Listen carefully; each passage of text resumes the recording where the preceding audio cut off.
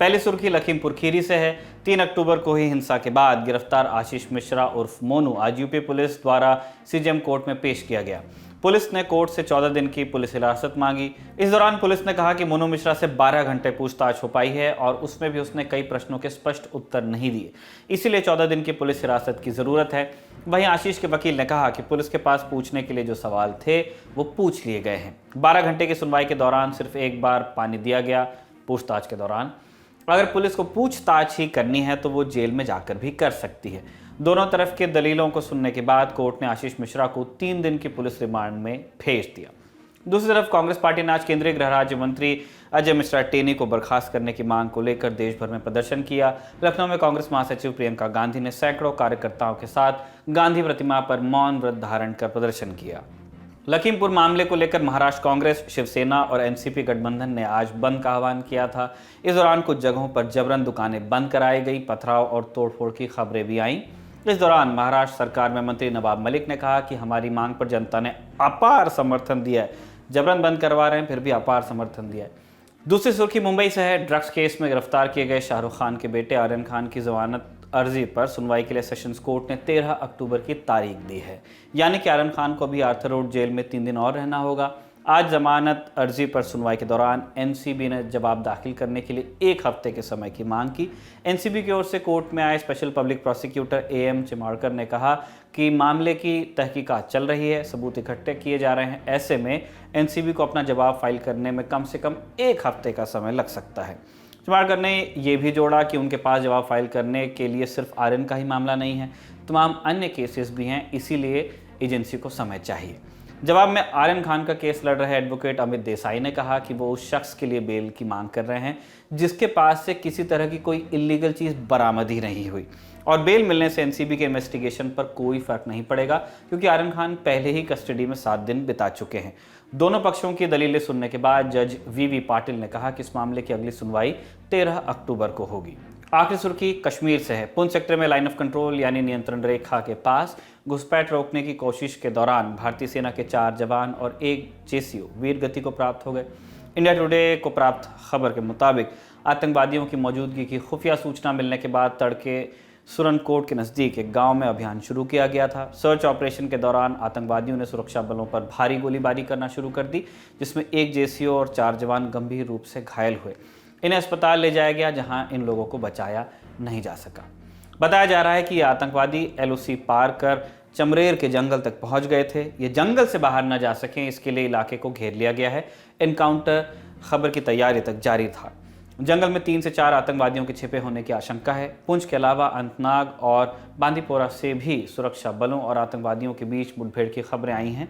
दोनों ही जगहों से एक आतंकी के मारे जाने की खबर है। बीते दिनों आतंकी हमलों में 5 आम नागरिकों की हत्या के बाद सुरक्षा बलों ने कार्रवाई तेज कर दी है। पूरे कश्मीर में करीब 570 लोगों को हिरासत में लिया गया है।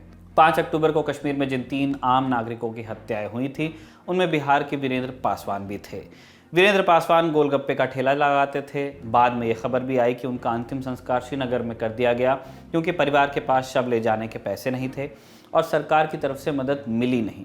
तो असल में इसकी वजह पैसे न होना था या कुछ और वजह थी।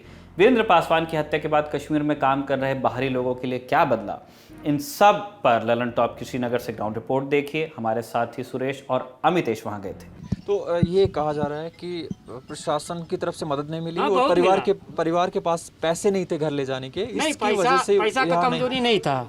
पैसा तो हम लोगों को भी पास था तो उसको ले जा सकता, मगर आदमी का कमी था। पैसे तो उसने डीसी साहब ने बोला जितना खर्च होगा वो हमारा होगा, आप ले जाओ। आदमी के कमी से हमने नहीं ले जाने के लिए। हाँ, आदमी हमारे पास नहीं था इसलिए हम नहीं गए। 2-3 बंदे थे, 2-3 बंदा हम क्या करता, यहाँ से ले जाता वो पटना में छोड़ता एयरपोर्ट में, फिर वहाँ से फिर ले जाना था ना, वहाँ से हमको बहुत टाइम लगता, कम से कम 10 घंटा लगेगा। इसी वजह से उसको घर वाले को मशवरा किया हमने, तो बोला उसने कोई बात नहीं वहीं पे कर दो। उसका माँ भी बोला, उसका बीबी है, बच्चे है, उसने भी बोला कि ठीक है वहीं पे कर दो, उसका भाई से आगीन दिलवा देना। उसका भाई ने उसको मुक्ति दिया। तो उसका भाई यहीं रहता था? यहीं रहता, इसमें नहीं रहता था, थोड़ा हट के रहता है। उसका भाई ने उसको मुक्ति दिया, भाई के आदेश से ही सब कुछ हुआ और उसका घर वाले से आदेश से।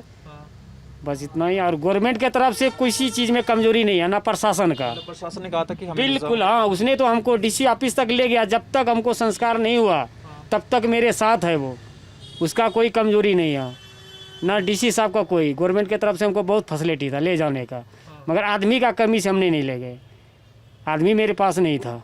27 साल से आप यहाँ हैं। जी सर। पहले क्या इस तरह की चीज़ें यहाँ हुई हैं या इस तरह का डर? मैंने यहाँ 12 साल सर हमने रखा अपना फैमिली को, मैं हिंदू हूँ, 12 साल से फैमिली रखा है इधर, किसी चीज़ का दिक्कत नहीं। हमारा बच्चे यहाँ ही पढ़ते थे, जब यहाँ हालात बिगड़ गया उसके बाद जब यहाँ भागे ना हम, तब से मैंने बच्चे को नहीं लाया। मैं आता जाता हूँ। भागे मतलब बुरहान वाले भाग गए ना, हालात बिगड़ गया तो यहाँ लोग हो गए ना भागो भागो, उसी में जो हम भागे ना बच्चे लेके, उसके बाद फिर बच्चे को नहीं लाया। हम आते जाते हैं, 2 महीना 4 महीना काम किया, फिर घर जाते हैं, 1-2 महीना घर में बैठते हैं, फिर आते हैं। ऐसे मेरा आना जाना लगा है यहाँ कोई चीज़ का दिक्कत नहीं है। पब्लिक भी बहुत अच्छे है, माहौल भी अच्छा है।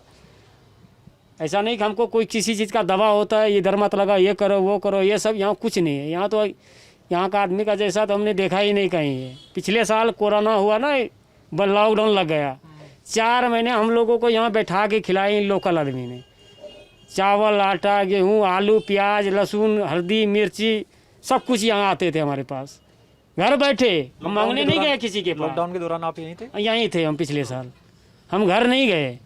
हमको यहाँ सब खाने पीने का कोई चीज़ का दिक्कत नहीं, सब कुछ हमको घर में ही लोग आके जानते थे ना बहुत कि ये बेचारे को रेडी नहीं चल रहा है, बैठा क्या खाएगा, यहाँ आके खुद ही पहुँचाता था।